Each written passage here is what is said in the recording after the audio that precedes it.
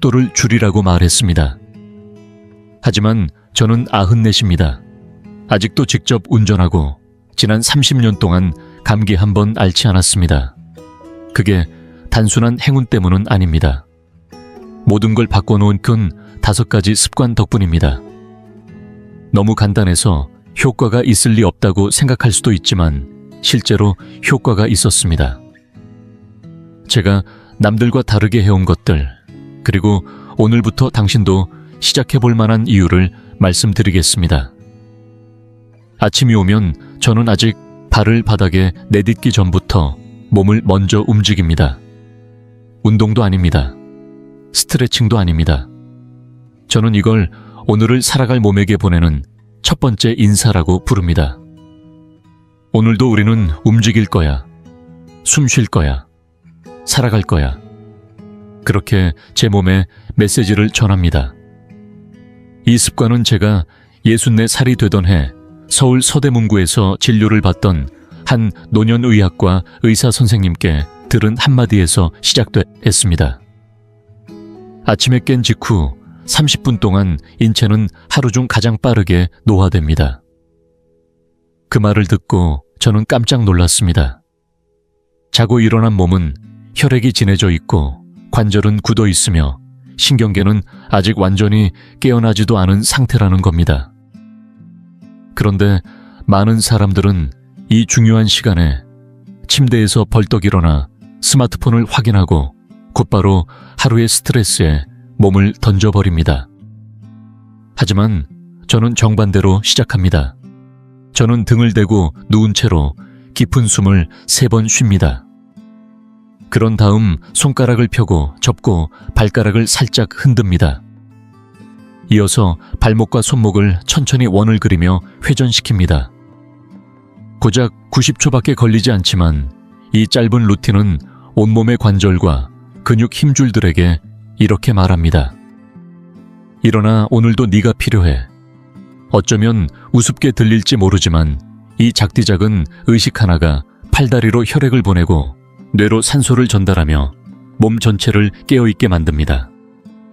낙상 위험도 줄이고 신경계를 안정시키며 순환을 부드럽게 도와줍니다. 실제로 한국노인의학회지에 따르면 아침마다 부드러운 동작으로 몸을 깨우는 노인들이 하루 내내 에너지 집중력 균형감에서 더 높은 수치를 보인다고 합니다. 너무 간단해서 효과가 있을 리 없잖아. 혹시 그렇게 생각하시나요? 그럼 예전 제 아침을 잠시 들려드릴게요. 60살 무렵 저는 아침마다 몸이 뻣뻣하게 굳은 채로 일어났습니다. 다리가 무겁고 머리는 멍했습니다. 어떤 날은 슬리퍼에 발이 걸려 넘어질 뻔도 했습니다. 발이 제 시간에 깨어나지 못했던 거죠. 그때 저는 깨달았습니다. 내가 몸에게 신호를 보내지 않으면 이 몸은 계속 잠든 상태로 하루를 흘려보내겠구나. 그래서 지금은 절대 이 루틴을 빼먹지 않습니다. 커피보다 먼저, 뉴스보다 먼저, 저는 몸과 먼저 대화를 나눕니다. 만약 깜빡하고 지나치면 몸이 저를 먼저 깨우치죠. 중요한 건 스트레칭 동작 자체가 아닙니다. 반복입니다. 매일 같은 시간 같은 흐름으로 지속하는 것, 그게 바로 몸을 다시 설계하는 힘이 됩니다. 미국 메이오 클리닉에서는 아침의 저강도 움직임이 염증 수치를 낮추고 관절 건강을 도우며 혈압을 조절하는 데도 효과적이라는 연구 결과를 발표했습니다. 이건 과장이 아닙니다. 과학입니다. 그리고 무엇보다 중요한 사실, 요가가 필요하지도 않습니다. 요가 매트도 필요 없습니다. 심지어 침대에서 일어나지 않아도 됩니다. 필요한 건 단 90초, 그리고 내 몸에 전하는 한 문장입니다. 우리 아직 함께야. 오늘도 괜찮아. 자, 이제 한번 스스로에게 물어보세요. 내 몸에게 마지막으로 좋은 아침이라고 말한 게 언제였지? 노화는 어느 날 갑자기 찾아오는 게 아닙니다. 지금처럼 조용하고 이르고 쉽게 지나치는 순간들 속에서 조금씩 스며드는 겁니다. 그리고 그런 순간에야말로 다시 시작할 수 있는 기회가 숨어 있습니다. 매일 아침 몸을 천천히 깨우는 움직임을 마친 직후 저는 꼭 한 잔의 따뜻한 음료를 마십니다. 벌써 30년이 넘도록 하루도 빠짐없이 지켜온 습관입니다. 감기 한번 걸리지 않고 병원 문턱조차 밟지 않았던 비결이 무엇이냐고 묻는다면 바로 이 한 잔이라고 말할 겁니다. 값비싼 영양제도 아니고 인터넷에서 파는 5만 원짜리 슈퍼푸드 파우더도 아닙니다. 더더욱 약도 아닙니다. 그저 따뜻한 물 한 컵에 신선한 레몬즙 강황 한 스푼 그리고 후추 한 꼬집이 전부입니다. 들으면 허탈할지도 모르죠. 그게 뭐가 대단하다고 하고 생각하실 수 있지만 이 단순한 조합이 제 몸을 30년 동안 지켜낸 가장 강력한 무기였습니다. 왜냐하면 이 한 잔은 제 몸에 가장 먼저 들어가는 아침의 첫 메시지이기 때문입니다.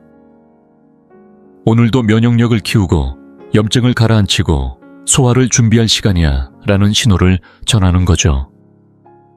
하나씩 살펴보면 이렇습니다. 첫째, 레몬.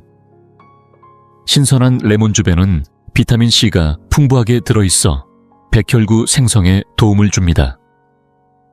백혈구는 외부 바이러스나 세균으로부터 우리 몸을 지키는 가장 앞선 방어선입니다. 오리건 주립대학교의 레너스 폴링 연구소에 따르면 비타민C는 단순히 면역력을 높이는 데 그치지 않고 감염이 생겼을 때 회복 속도까지 단축시킨다고 합니다. 특히 노년층에겐 더욱 중요한 역할을 하지요. 게다가 레몬은 간의 담즙 생성을 도와 노폐물 배출과 소화 효율을 높여줍니다. 혹시 나이가 들수록 소화가 느려졌다고 느끼셨다면 그 원인은 위산 부족일 가능성이 큽니다. 레몬은 이 부분을 보완해줍니다. 둘째는 강황입니다. 자연이 준 가장 강력한 한겸 뿌리 식물로 불리죠. 강황에 들어있는 커큐민이라는 성분은 수백 건의 논문에서 입증된 바 있는 염증 조절 물질입니다.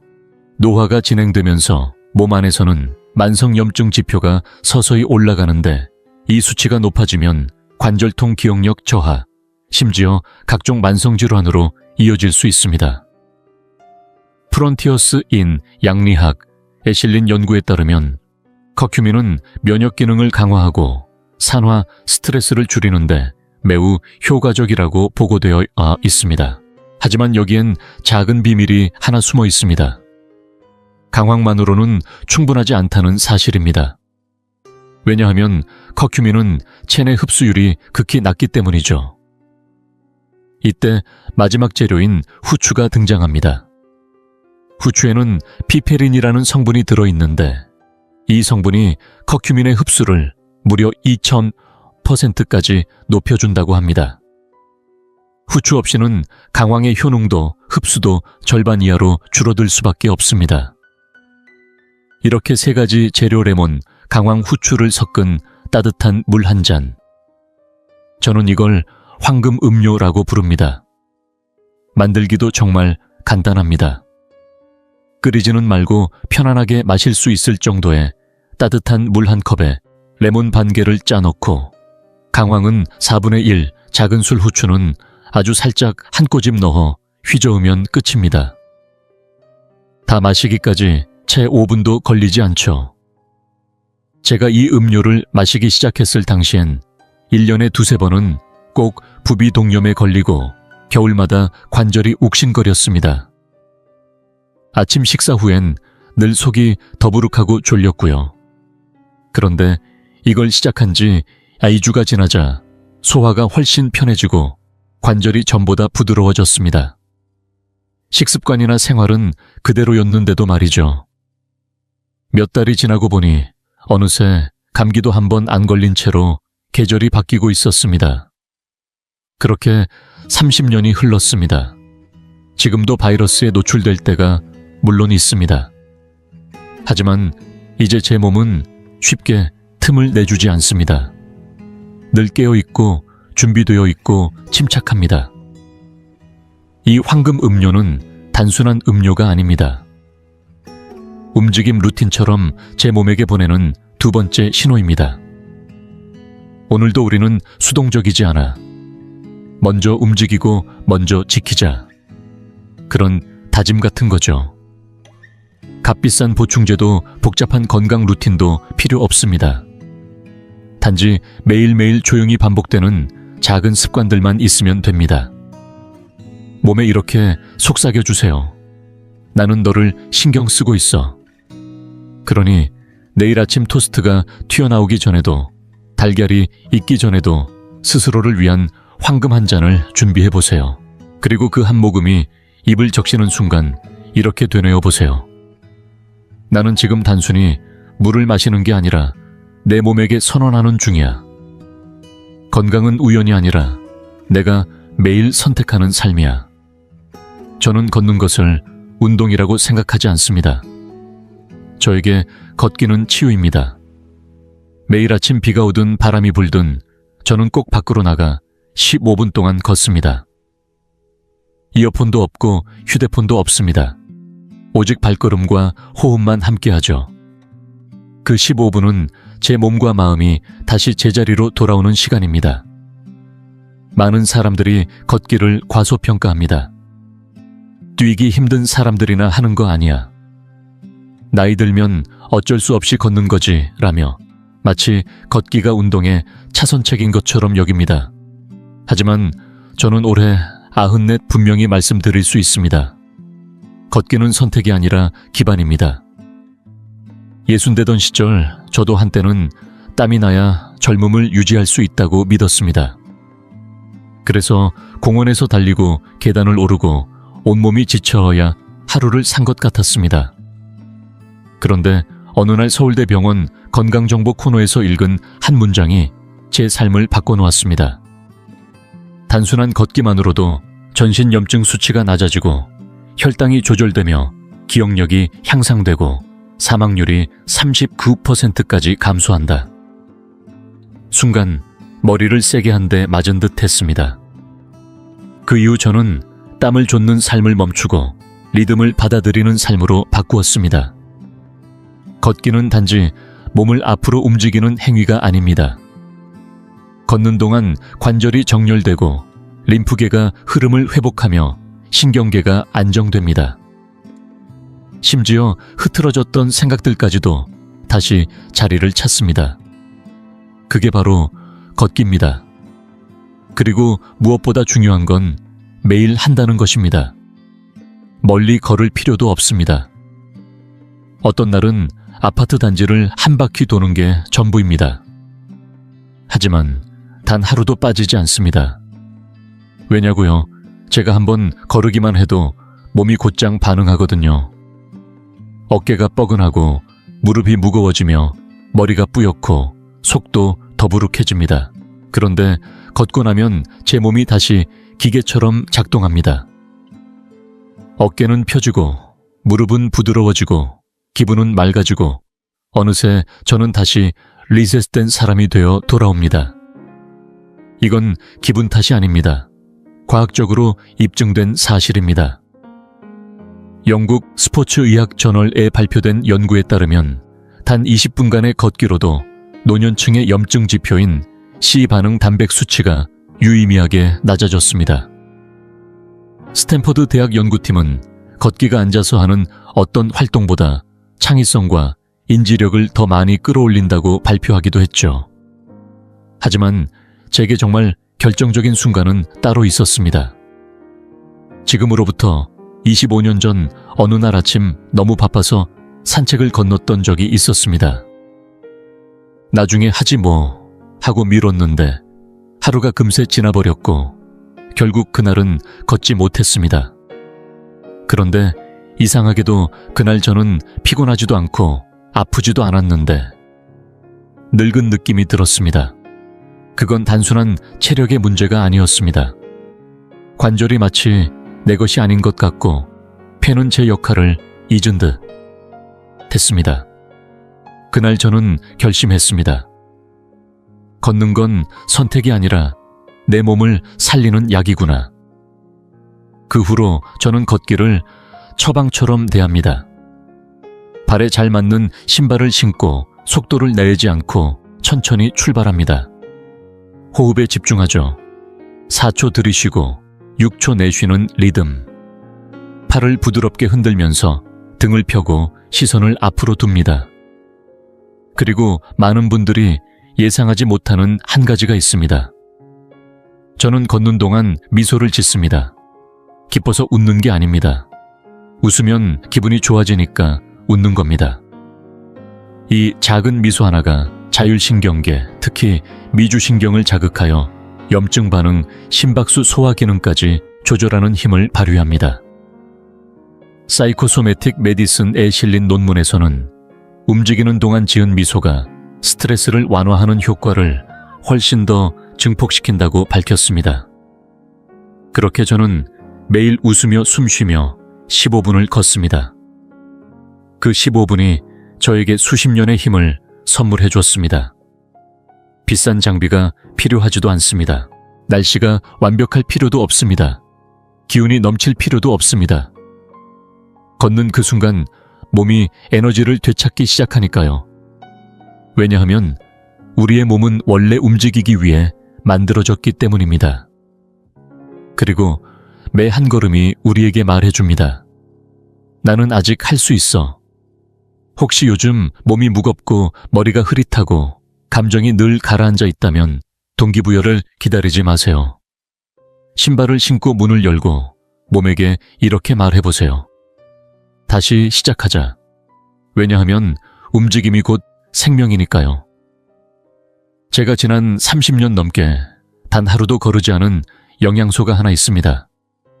비타민도 아니고 신비한 미네랄도 아닙니다. 광고에서 떠들어대는 기적의 보충제는 더더욱 아닙니다. 그건 바로 단백질입니다. 예순이 되었을 때 저는 꽤 건강하게 먹고 있다고 생각했습니다. 신선한 과일, 채소, 통곡물 때때로 종합 비타민도 챙겨 먹었죠. 그런데도 어느 순간부터 힘이 빠졌습니다.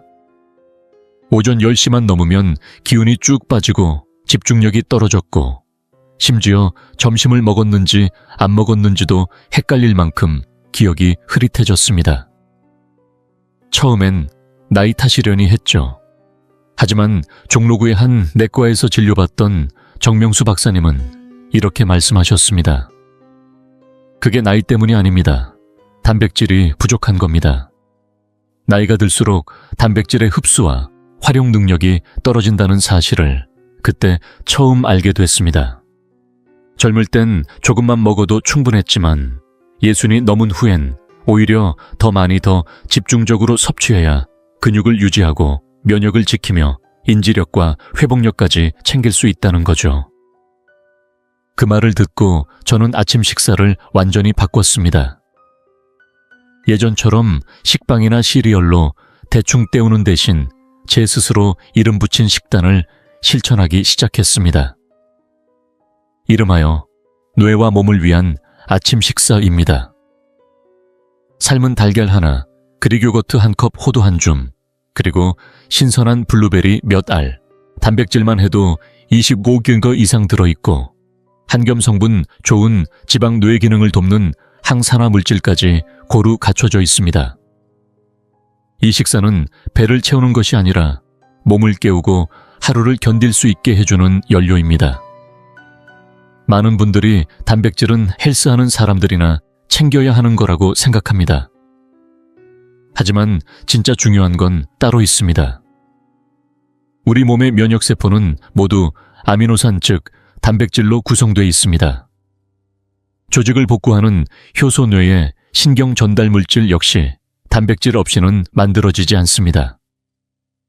미국 임상영양학저널에 실린 한 연구에 따르면 노년층이 한 끼 식사에서 25구 30개 단백질을 섭취할 경우 근육량이 더 높고 입원율이 낮으며 평균 수명이 길다는 결과가 나왔습니다.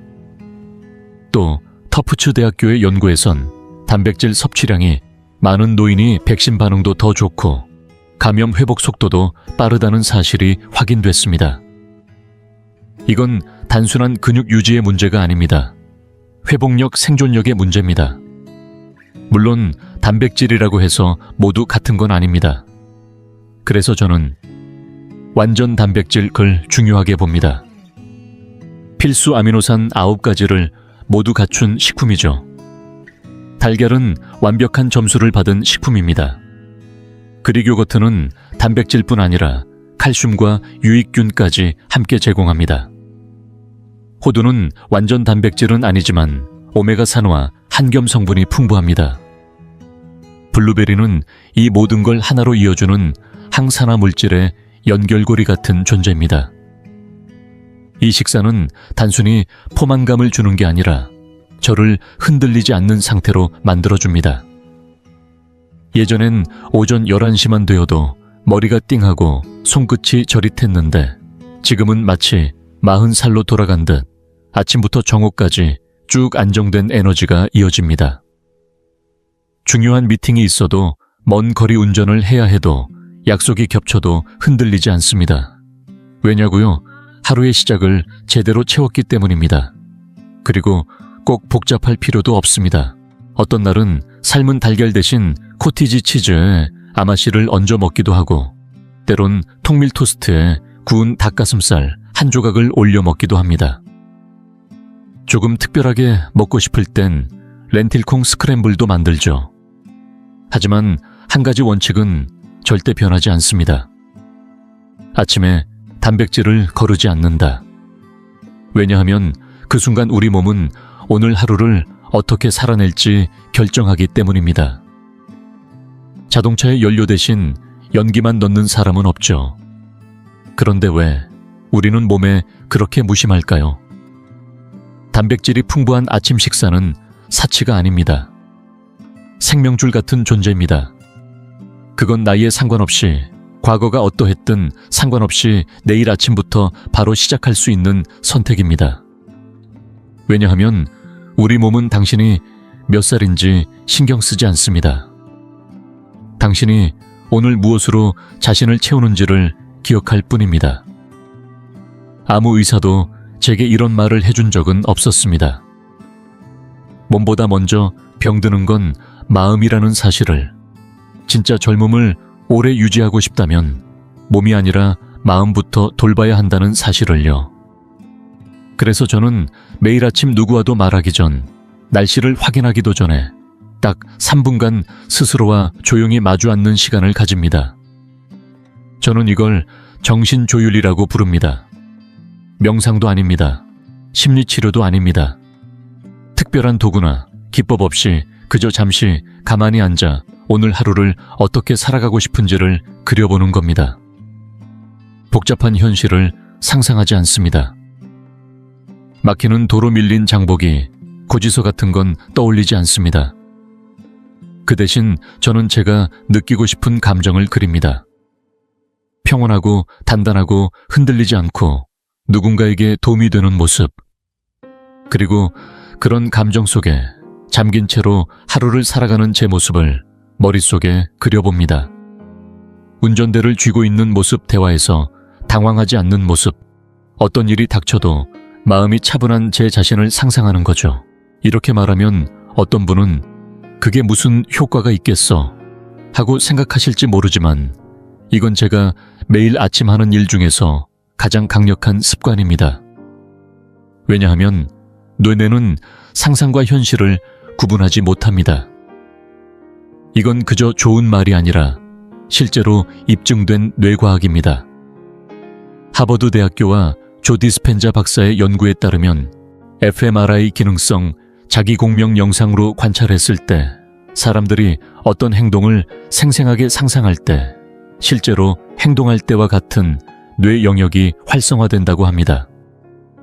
그 과정을 반복하면 신경계가 재배선되어 실제로 몸과 마음이 바뀐다는 거죠.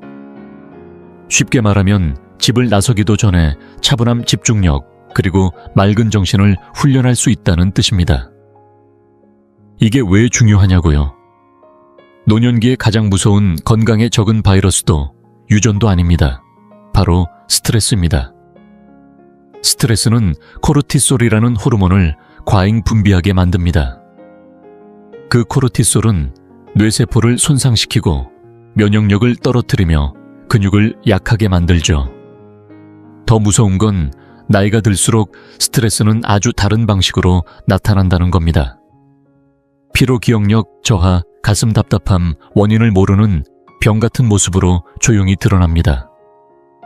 하지만 아침마다 단 3분 마음을 조율하는 시간만으로도 모든 흐름이 바뀝니다. 그 효과를 저는 지인 한 사람을 통해 아주 뚜렷하게 목격했습니다. 저와 동갑이었던 한 친구, 건강도 좋고 생활 습관도 비슷했지만 그는 늘 스트레스에 시달렸습니다. 뉴스 정치 이야기, 돈 문제. 언제나 분노하거나 걱정하고 있었죠. 그러던 어느 날 아무런 예고도 없이 쓰러졌습니다. 심장 문제였고 다행히 회복했지만 그 이후로는 예전 같지 않았습니다. 그가 제게 물었습니다. 넌 왜 항상 침착하냐? 걱정은 안 되냐? 저는 조용히 이렇게 말했습니다. 걱정은 도둑이야. 그래서 나는 매일 아침 그 문을 미리 잠가두는 거야. 모든 건 의도에서 시작해 회복 탄력성으로 끝납니다. 그리고 가장 놀라운 사실은 마음을 고요하게 훈련하면 몸도 따라온다는 점입니다. 혈압이 낮아지고 면역세포가 활성화되며 기억력도 뚜렷해지고 심지어 소화도 훨씬 더 잘 됩니다. 2016년 위스콘신 대학교에서 65세 이상 노인을 대상으로 한 연구에서는 하루 5분의 정신, 이미지 훈련만으로도 불안이 감소하고 집중력과 면역 반응이 눈에 띄게 개선되었다고 보고했습니다. 게다가 그 효과는 몇 주 동안이나 지속됐다고 합니다. 맞습니다. 저는 매일 걷고 단백질을 먹고 황금 음료를 마십니다. 하지만 이 모든 것들이 의미 있으려면 생각이 먼저 정돈되어야 합니다. 생각은 호르몬을 움직이고 호르몬은 건강 전체를 바꿔놓기 때문입니다. 그렇다고 해서 스님처럼 수행하거나 향을 피우거나 명상음악을 틀 필요는 없습니다. 그저 앉으세요. 강인함을 떠올리세요. 기쁨을 그려보세요. 그리고 스스로를 상상해보세요. 94세의 나이에 운전대를 잡고 차 막힘에도 웃고 병원에 가지 않아도 건강한 나의 모습. 이상하게 들릴지도 모릅니다. 하지만 놀랍도록 그 상상은 현실이 됩니다. 이제 아시겠죠? 그건 운도 아니었고 유전도 아니었으며 수십 년간 숨겨온 비밀도 아니었습니다. 매일 꾸준히 반복한 5가지 단순한 선택이었습니다. 몸을 다시 설계하고 어쩌면 제 생명을 지켜낸 작은 습관 5가지였죠. 그리고 중요한 건 94이 되어야만 시작할 수 있는 게 아니라는 겁니다. 지금 시작하면 됩니다. 아침의 움직임, 황금빛 한 잔, 회복을 위한 산책. 몸을 채우는 아침 식사, 마음을 이끄는 생각. 겉보기에 작아 보여도 이 모든 건 결코 가볍지 않습니다. 건강은 하루아침에 사라지지 않지만 우리가 놓치는 자잘한 선택 속에서 서서히 멀어집니다. 그리고 다시 되찾는 길도 조용한 실천에서 시작됩니다. 생각 하나, 발걸음 하나, 한 입 한 입이 힘을 다시 쌓아줍니다. 혹시 지금도 너무 늦었다고 생각하신다면 꼭 기억하세요. 당신은 아직 여기 있습니다. 여전히 할 수 있고 이미 그 길을 걷고 있습니다. 그런데 아직 말씀드리지 않은 게 하나 있습니다. 하루의 습관, 식사, 산책 생각이 끝난 뒤에 밤마다 제가 꼭 실천하는 마지막 하나가 더 있습니다. 잠든 동안 몸을 회복시키고 과학적으로도 노화를 되돌릴 수 있는 열쇠일지 모른다는 그것. 그 이야기는 다음에 이어서 말씀드리겠습니다. 입냄새만으로도 신장 건강에 이상이 있다는 신호를 알 수 있다는 사실 알고 계셨나요? 저는 매일 신장 질환을 진료하고 있는데 생각보다 많은 분들이 이 문제를 겪고 계시고 또 놀랍게도 대부분은 본인이 그 사실을 전혀 모르고 계십니다. 실제로 만성 신장 질환 환자의 약 90%는 자신이 병을 가지고 있다는 걸 인지하지 못하고 있다고 알려져 있습니다. 이처럼 조용히 진행되는 질환이기 때문에 조기에 발견하는 것이 무엇보다 중요한데, 빨리 알아차리기만 하면 원인을 치료하고 추가적인 손상을 막을 수 있는 가능성도 충분합니다. 그래서 오늘은 신장에 문제가 있을 때 나타나는 대표적인 17가지 징후를 알려드리겠습니다. 이 내용이 당신의 신장을 지키고 나아가 생명까지 지킬 수 있는 결정적인 단서가 될지도 모릅니다. 신장은 갈색 콩처럼 생긴 작은 기관으로 양쪽 옆구리 아래 갈비뼈 바로 밑에 하나씩 위치해 있습니다. 많은 분들이 신장을 단순히 노폐물을 걸러내는 장기로 알고 있지만 그 역할은 훨씬 더 복잡하고 정교합니다. 몸속 염분과 칼륨 같은 전해질의 균형을 조절하고 혈액의 산도도 맞추며 혈색소 수치를 관리하는 데도 중요한 역할을 합니다. 뿐만 아니라 뼈 건강을 유지하는 데에도 꼭 필요한 기관입니다. 그렇다면 이렇게 섬세하고 중요한 장기에 이상이 생겼을 때 우리는 어떤 방식으로 그 신호를 알아차릴 수 있을까요? 소변을 자세히 들여다본 적 있으신가요? 그냥 몇 방울 튀는 정도가 아니라 컵 위에 하얀 거품이 풍성하게 머물러 있는 그런 소변 말입니다. 마치 맥주잔 위에 생기는 진한 거품처럼요. 이 거품이 쉽게 사라지지 않고 오래 남는다면 그것은 단순한 수분 상태의 문제가 아니라 몸 안에서 단백질이 소변으로 빠져나오고 있다는 신호일 수 있습니다.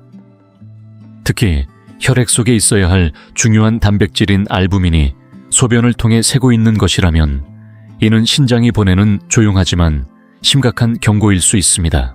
서울 종로에서 내과를 운영하는 정명수 박사님은 이렇게 설명하십니다. 우리 몸의 양쪽 허리 아래에는 작고 콩처럼 생긴 신장이 자리 잡고 있습니다. 그 안에는 사구체라는 아주 작은 여과 필터가 수백만 개나 들어있어요. 이 사구체는 혈액을 걸러주는 역할을 하는데 그 구조는 정말 정교합니다.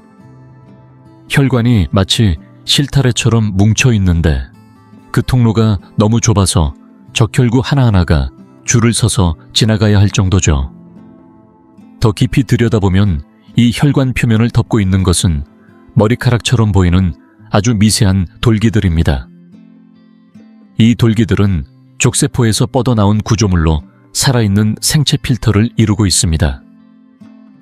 이 필터가 건강하게 유지되면 단백질 같은 큰 입자는 소변으로 빠져나가지 않게 막아주지만 만약 이 족세포들이 납작하게 눌리거나 약해지면 필터에 미세한 틈이 생기고 그 틈으로 알부민 같은 단백질이 소변에 섞여 나오는 것이죠.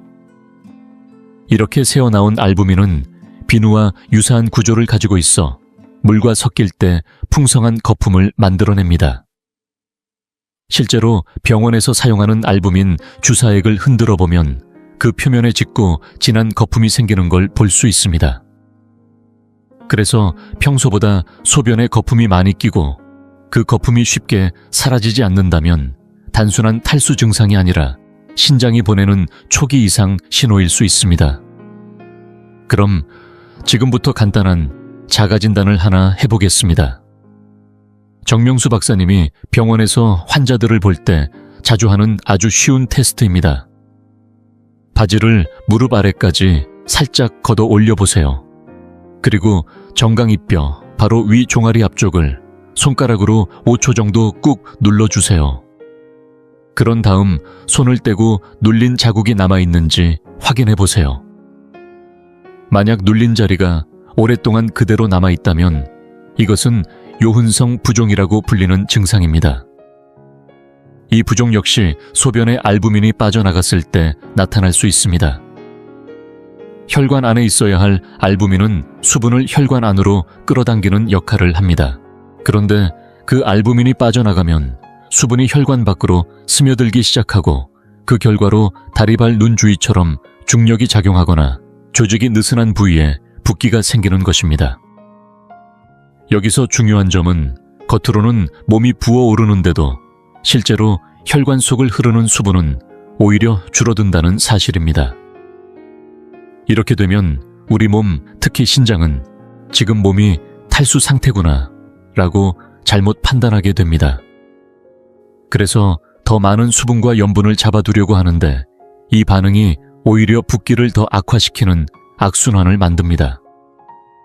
심한 경우에는 이 여분의 수분이 폐에까지 스며들어 숨쉬기조차 힘들어질 수 있습니다. 물론 다리가 붓는다고 해서 무조건 신장 문제라고 볼 수는 없습니다. 하루 종일 서 있었던 날, 저녁에 다리가 살짝 붓는 정도는 흔히 있을 수 있고 보통 밤새 누워 자고 나면 가라앉습니다. 그러나 붓기가 매일 반복되거나 밤새 쉬고 나서도 여전히 남아있거나 또는 눈 주위까지 부어 오르는 느낌이 든다면 이건 반드시 신장 기능과 관련된 문제를 의심해 볼 필요가 있습니다. 자, 이번에는 많은 분들이 흔히 오해하고 계신 이야기를 짚어보겠습니다. 소변을 자주 보면 신장이 건강한 것 아니냐 고 생각하시는 분들이 많지만 실제로 신장 건강에서 가장 중요한 것은 양이 아니라 질입니다. 서울 관악구에서 30년 넘게 신장 질환을 진료해온 정명수 박사님은 이렇게 설명합니다. 신장이 제 기능을 잃기 시작하면 가장 먼저 무너지는 것이 소변을 진하게 농축하는 능력입니다. 그리고 그 변화는 특히 밤 시간에 두드러지게 나타납니다. 건강한 신장은 우리가 자는 동안, 즉 음식이나 물을 섭취하지 않는 시간에 소변을 진하게 만들어 소변량을 줄여줍니다. 이것은 밤에 분비되는 항인 요호르몬의 역할 덕분입니다. 하지만 만약 잠자는 중간에 자꾸 깨서 화장실에 가야 한다면, 특히 그 횟수가 두세 번 이상 반복된다면 이는 단순한 수면 문제나 나이 탓이 아니라 신장이 소변을 농축하지 못하고 있다는 초기 신호일 수 있습니다. 이런 현상을 의학적으로는 야간요라고 부릅니다. 이번에는 손톱을 한번 살펴보시겠어요? 특히 엄지손톱이 관찰하기에 좋습니다. 대부분의 사람들은 손톱 아래쪽에 연하고 둥근 흰 띠가 보이는데 이 부분은 손톱 반달이라고 부릅니다. 손톱이 아직 성장 중인 부분으로 비교적 밝은 색을 띱니다. 하지만 만약 손톱 아래쪽은 흰색인데 위쪽 절반이 붉은 갈색처럼 변해 있고 두 색깔 사이 경계가 뚜렷하게 나뉘어 있다면 이것은 일반적인 손톱 반달이 아니라 반반 손톱이라고 불리는 이상 소견일 수 있습니다. 이러한 반반 손톱은 모든 만성신장 질환자에게 나타나는 건 아니지만 임상 현장에서 자주 관찰되는 특이한 징후 중 하나입니다. 왜 이런 변화가 나타나는지는 아직 의학적으로 완전히 밝혀지지 않았지만 손톱은 우리 몸속 상태를 드러내는 작은 창입니다. 눈에 잘 띄는 변화가 보인다면 그 배경에 숨어있는 조용한 건강 이상, 신호를 의심해봐야 할 시점일 수 있습니다. 지금 이 영상을 계속 시청하고 계시고 저희가 나눈 이야기들이 정말 유익하다고 느껴지신다면 댓글에 숫자 3번을 남겨주세요. 그 한 글자가 당신께서 여전히 저희와 함께하고 계시다는 따뜻한 신호가 되어 큰 힘이 됩니다. 아직 채널을 구독하지 않으셨다면 지금 구독 버튼을 누르시고 알림 설정도 함께 해주세요. 앞으로 올라올 소중한 영상들을 놓치지 않으실 수 있습니다. 당신의 응원은 저희에게 큰 힘이 됩니다. 당신 덕분에 저희는 정보를 전하고 마음을 나누며 조금이나마 희망의 빛을 전할 수 있는 영상을 계속 만들 수 있습니다. 앞으로도 저희와 함께 걸어가 주세요. 감사합니다. 이번에는 우리 몸에서 아주 중요한 미네랄인 인산염에 대해 이야기해 보겠습니다. 이는 단순한 영양소 그 이상입니다. 우리 몸은 인의 수치를 아주 정밀하게 조절하려고 애쓰는데 그만큼 이 물질이 조금만 과도해져도 몸 곳곳에서 문제를 일으킬 수 있다는 뜻이기도 합니다. 우리가 음식을 통해 섭취하는 인의 양은 생각보다 많습니다. 특히 가공식품이나 육가공유, 탄산음료, 인산염 보존료가 들어간 제품 등을 자주 먹는 현대인의 식생활에서는 인과잉 섭취가 매우 흔합니다. 건강한 신장은 이 과도한 인을 소변을 통해 잘 걸러내지만 신장 기능이 떨어지기 시작하면 몸 안에 쌓인 인을 제대로 배출하지 못하고 결국 혈액 속 인 수치가 점점 높아지게 됩니다. 문제는 여기서 시작됩니다. 인이 혈액 안에서 칼슘과 결합하면 인산칼슘 결정이라는 단단한 물질이 만들어지는데, 이 결정들이 몸속 다양한 부위에 침착되기 시작하면 전혀 예상치 못한 증상들이 나타납니다. 예를 들어 피부 밑에 이 결정들이 쌓이게 되면 피부 석회 침착증이라고 불리는 증상이 생깁니다.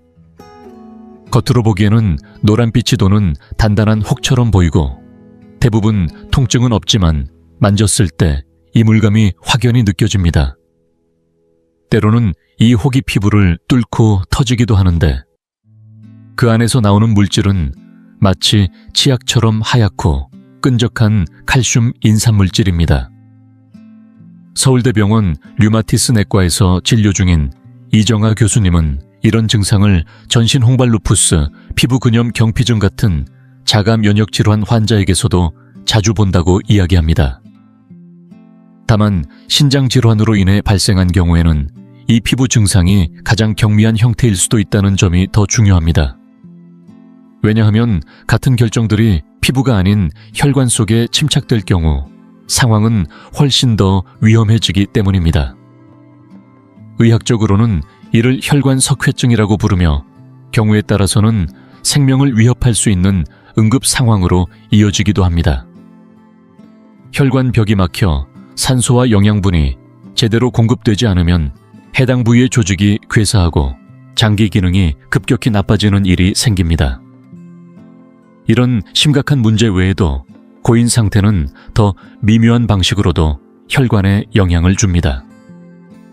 이정아 교수님은 실제 환자의 엑스레이 사진을 보여주며 설명합니다. 손가락 한마디가 절단된 환자의 사진이었는데, 그건 정형외과에서 다룰 문제로 잠시 제쳐두고 사진에서 주목해야 할 것은 혈관의 윤곽이 너무 뚜렷하게 보였다는 점입니다. 원래 엑스레이에서는 혈관이 이렇게 뚜렷하게 보이면 안 됩니다. 왜냐하면 혈관은 부드럽고 유연한 근육세포로 구성되어 있어 투과성이 높기 때문입니다. 그런데 인이 과도하게 쌓이면 이 혈관의 근육세포들이 정체성을 잃고 마치 뼈세포처럼 변화하기 시작합니다. 실제로 혈관 벽에 인산칼슘이 침착되면서 점점 단단해지고 결국 혈관 자체가 뼈처럼 딱딱해지는 현상이 일어나는 것이죠. 이렇게 딱딱해진 혈관은 촉진 시 피부 밑에서 마치 기타 줄처럼 팽팽하고 단단하게 만져지는 느낌을 줍니다. 겉으로는 아무 증상 없어 보일 수 있지만 내부에서는 혈류 조절 능력을 잃은 혈관이 점점 더 굳어가고 있는 겁니다. 이는 고혈압, 심장질환, 뇌졸중 같은 더 큰 합병증으로 연결될 수 있습니다. 이처럼 체내 인 수치가 높아지는 것은 결코 가볍게 넘길 문제가 아닙니다. 그래서 우리 몸은 이를 조절하기 위해 아주 특별한 호르몬을 분비합니다. 바로 섬유화세포 성장인자 23번 FGF23이라는 호르몬인데요. 이 물질은 혈액 속 인 수치가 올라가면 신장에 신호를 보내 인을 소변으로 배출하라고 지시합니다.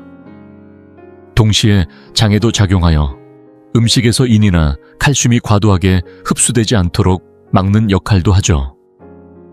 그런데 여기서 문제가 또 생깁니다. 이 호르몬은 우리 몸속에서 비타민 D가 활성형으로 전환되는 과정도 억제합니다. 그 결과 시간이 지날수록 혈중 칼슘 수치가 점점 떨어지게 됩니다. 그리고 낮아진 칼슘 수치는 특히 밤에 잠자리에 들 때 쥐가 나듯 심한 근육 경련으로 나타날 수 있습니다. 물론 근육 경련이 오직 칼슘 부족 때문만은 아닙니다. 신장 질환이 초기 단계일 때는 마그네슘 수치가 낮거나 혈액 속 산도가 높아져도 비슷한 증상이 생길 수 있습니다. 그래서 만약 최근에 갑자기 운동을 시작한 것도 아닌데 자주 다리에 쥐가 나거나 원인을 알 수 없는 근육통이 반복된다면 신장 기능과 전해질 상태를 꼭 한번 점검해 보는 것이 좋습니다. 자, 다시 칼슘 이야기로 돌아가 보겠습니다. 혈액 내 칼슘 수치가 낮아지면 우리 몸은 이를 보상하기 위해 또 다른 호르몬을 작동시킵니다. 부갑상선 호르몬, 부갑상선 자극 호르몬이라는 물질이 분비되어 뼛속에 저장되어 있던 칼슘을 혈관으로 끌어내게 하죠. 일시적인 응급조치로는 효과적일 수 있지만 시간이 길어지면 그 대가는 만만치 않습니다. 뼛속 칼슘이 계속 빠져나가면 뼈는 점점 약해지고 쉽게 부러질 수 있는 상태가 됩니다. 바로 우리가 잘 알고 있는 골다공증이죠.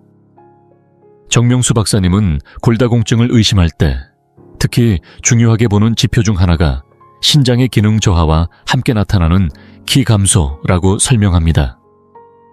나이가 들어가며 약간의 키 변화는 있을 수 있지만 환자가 요즘 들어 예전보다 몇 센티 정도 작아진 것 같다 고 말할 때 그건 단순한 자세 문제로 넘길 수 있는 상황이 아닙니다.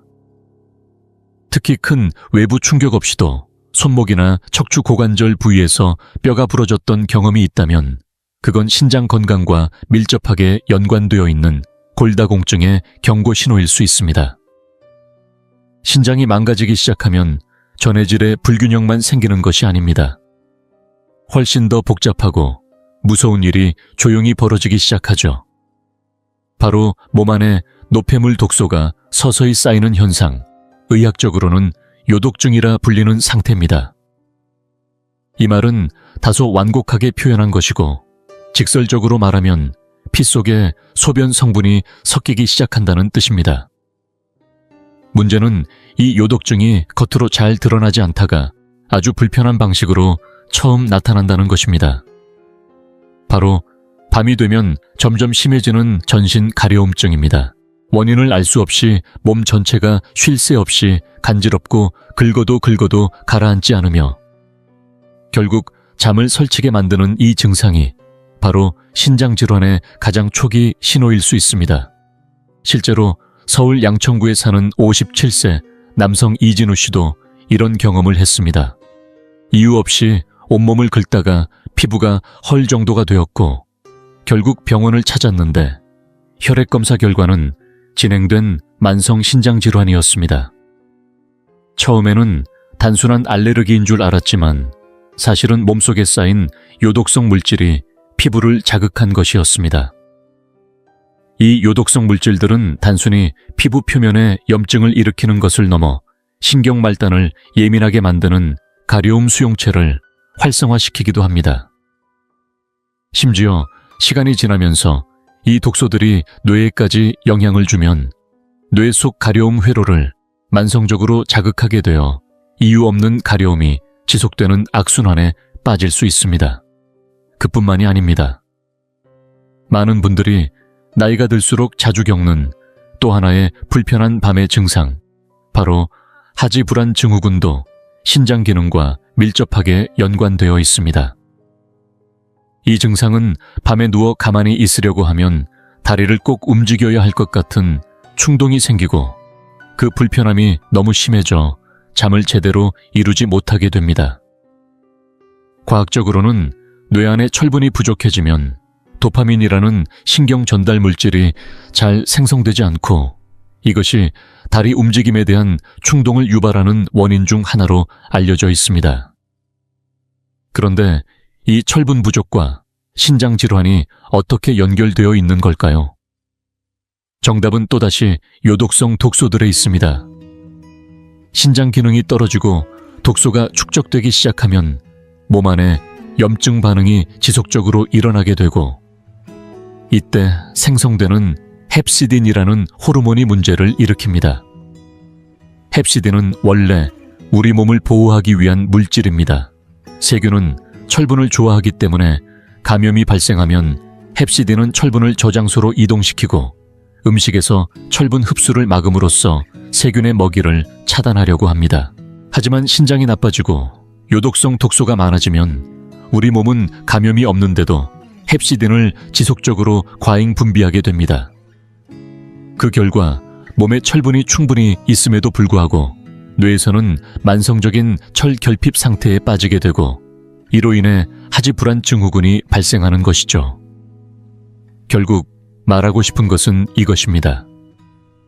밤마다 이유 없는 가려움에 시달리거나 다리에 들썩거리는 불편함 때문에 잠을 설치는 일이 반복된다면 단순한 수면 문제로만 넘기지 마시고 반드시 신장 기능 검사와 함께 전해질 상태, 철분 수치까지 확인해 보셔야 한다는 겁니다. 신장이 제 역할을 하지 못하고 요독이 몸속에 쌓이기 시작하면 그 영향은 생각보다 훨씬 넓은 범위로 퍼져나갑니다. 단순히 수치만의 문제가 아닙니다. 입맛과 미각 후각 식욕, 그리고 심지어 체중까지 서서히 영향을 받게 됩니다. 한번 상상해 보세요. 오랜만에 좋아하는 간식을 입에 넣었는데 그 맛이 금속처럼 텁텁하고 이상하게 느껴진다면 어떨까요? 마치 오래된 동전을 혀로 핥은 것 같은 느낌이 입안에 남는다면 말이죠. 사실 이것은 많은 신장질환 환자들이 공통적으로 호소하는 증상 중 하나입니다. 이유는 간단합니다. 혈액 속에 요독 성분이 쌓이다 보면 일부가 침 속으로도 흘러들게 됩니다. 그리고 입안에 원래 살고 있는 세균들이 그 요독을 분해하면서 암모니아 같은 부산물들이 생성되는데 이 물질들이 혀 위의 특정 미각 수용체를 자극하면서 금속 맛을 유발하는 것입니다. 그뿐만 아니라 이 화학물질들은 입에서 나는 냄새까지 바꿔버립니다. 소변 성분이 포함된 휘발성 물질이 입안에 남게 되면 숨을 쉴 때마다 은근히 소변 냄새와 비슷한 냄새가 올라오게 됩니다. 의학적으로는 이를 요독성 구취라고 부릅니다. 음식은 맛이 없고 숨을 쉬어도 입에서 나는 냄새가 신경 쓰이기 시작한다면 식욕이 떨어지는 것은 너무나도 당연한 결과겠죠. 하지만 이건 시작에 불과합니다. 요독은 단지 미각에만 영향을 주는 게 아니라 우리 뇌의 깊숙한 생리적 시스템까지 건드리게 됩니다. 우리 몸에는 음식이 상했는지를 판단해 구토를 유도하는 뇌의 센서가 있는데 요독 성분이 바로 이 센서를 자극하게 됩니다.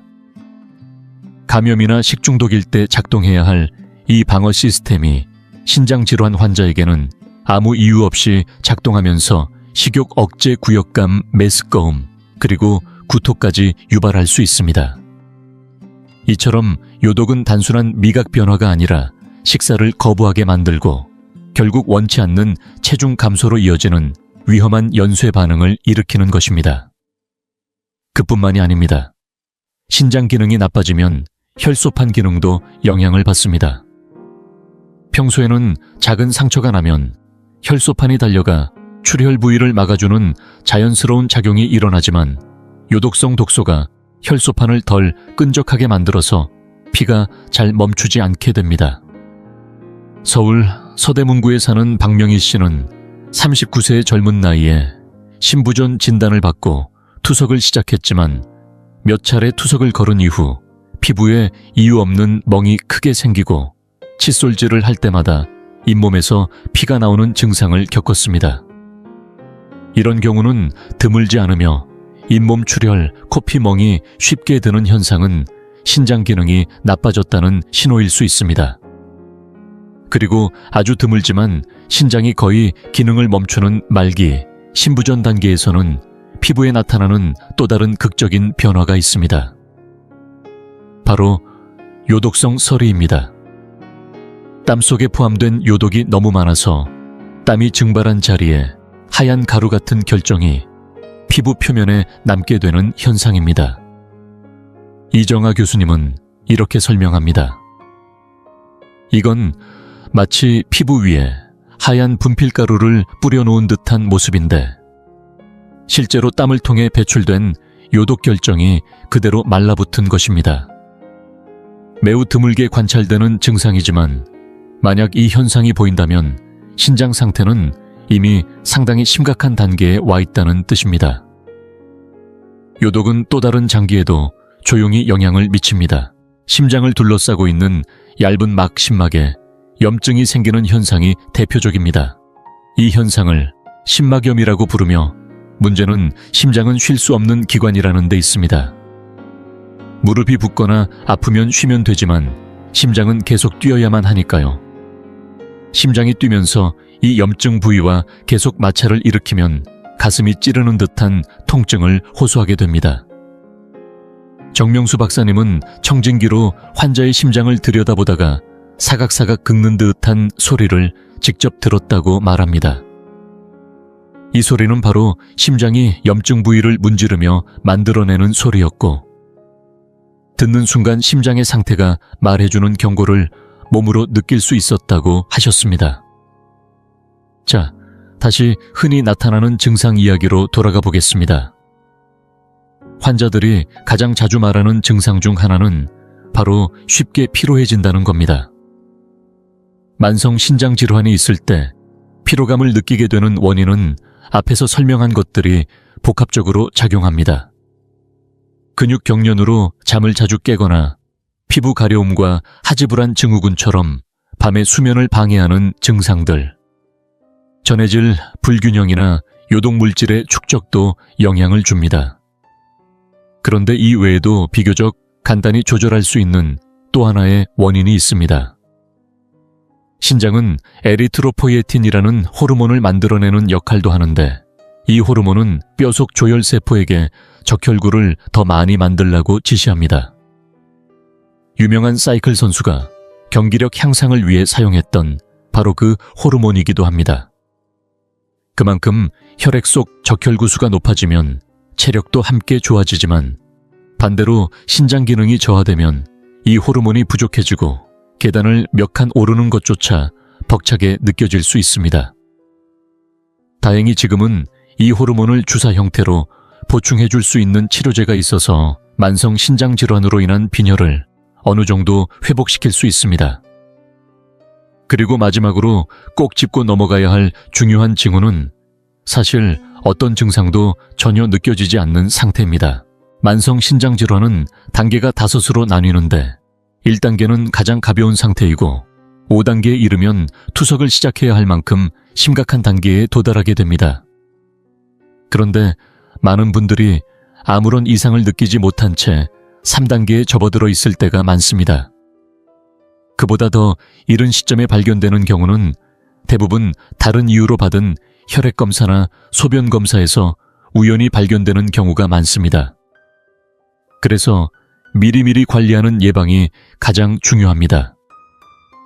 신장이 손상되는 이유는 매우 다양하지만 이 영상에서 소개한 실제 사례 중 하나는 일상적으로 먹는 간식이 신장에 심각한 손상을 일으킨 경우였습니다.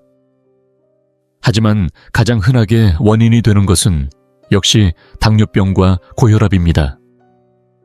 두 질환 모두 비교적 잘 예방할 수 있고 치료법도 다양하게 마련되어 있습니다. 최근 들어 제가 진료 현장에서 자주 보는 또 다른 원인은 바로 진통제 남용입니다. 특히 약국에서 손쉽게 살 수 있는 약들, 예를 들면 이부프로펜이나 나프록센 같은 약들인데, 많은 분들이 이런 약을 장기적으로 복용했을 때 신장은 물론 위장과 심장에도 부담이 될 수 있다는 점을 과소평가하는 경우가 많습니다. 이런 약들을 자주 드시고 계신다면 꼭 의사와 상담하셔서 신장 기능을 체크해 보시기 바랍니다. 오늘 영상이 우리 몸속에 있는 이 작고도, 놀라운 기관 신장이 얼마나 소중한 역할을 하는지를 다시 한번 생각하게 되는 계기가 되었기를 바랍니다. 혹시 더 알아보고 싶으시다면 다음 영상에서는 약 없이 혈압을 자연스럽게 낮추는 과학적인 방법들을 자세히 소개해 드리겠습니다. 항상 건강에 대한 호기심을 잃지 마시고 몸과 마음 모두 건강하시길 바랍니다. 다음 영상에서 다시 뵙겠습니다. 감사합니다.